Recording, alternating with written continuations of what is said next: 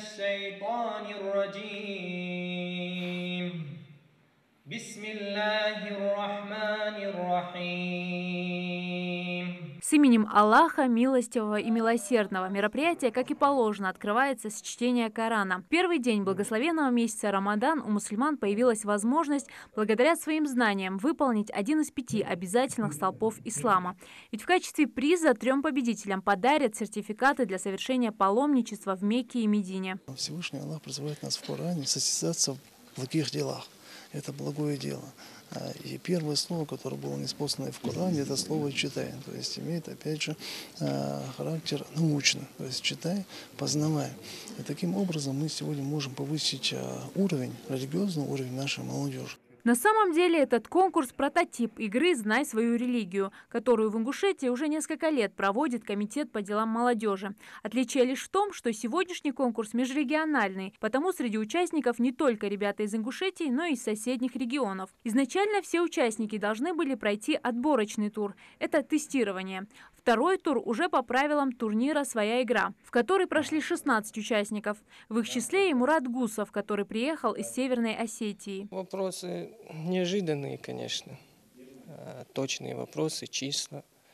Такие вопросы не ожидал, но, альхамдулилля, во второй тур прошел.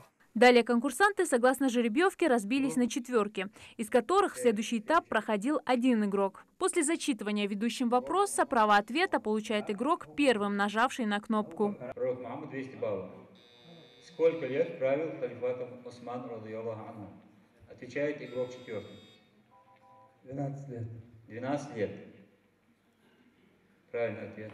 Если игрок дает правильный ответ, как в случае Ибрагима Евлоева, то в сумме его очков добавляется стоимость вопроса, а при неверном ответе стоимость вопроса, наоборот, вычитывается. Все вопросы разделены по тематике. Знания о Коране, о жизни и о сподвижниках посланника Аллаха, мир ему и благословения, о пророках, мир им и другие. Тасаввуф 200.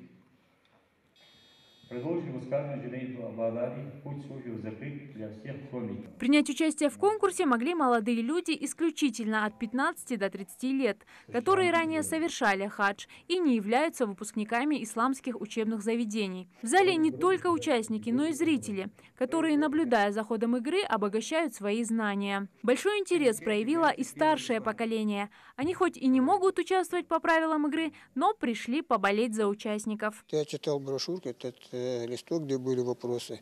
Там очень хорошие вопросы. Сколько аятов в Коране? Сколько времени между Каабой и мечетью Аль-Аксай? Вот такие вопросы. И, конечно, вот сегодня наши ребята, которые сегодня участвуют в этих мероприятиях, если они даже сегодня не смогут пройти отборочный тур, я уверен, что они сегодняшний день начнут больше изучать Коран. Инициатор проекта фонд «Вошел», который давно известен в регионе своими благотворительными акциями. Поддержку им оказали фонд «Солидарность» и Исламский институт. Все 3 путевки в хадж оплатил депутат Государственной Думы России Алихан Харсиев. Игра продлилась почти 5 часов. После череды вопросов в полуфинал попали 8 лучших. Ну а главные призовые места разделили 3 победителя. Это Ибрагим Евлоев, Мурат Гусов и Аслан Аушев. 4 июня, в день рождения республики, когда в Магасе развернется шатер Рамадана на несколько тысяч человек, заслуженные и долгожданные сертификаты этим счастливчикам вручит лично Юнусбек Евкуров. Зарема Евлоева, Магомед Дидигов, Новости 24.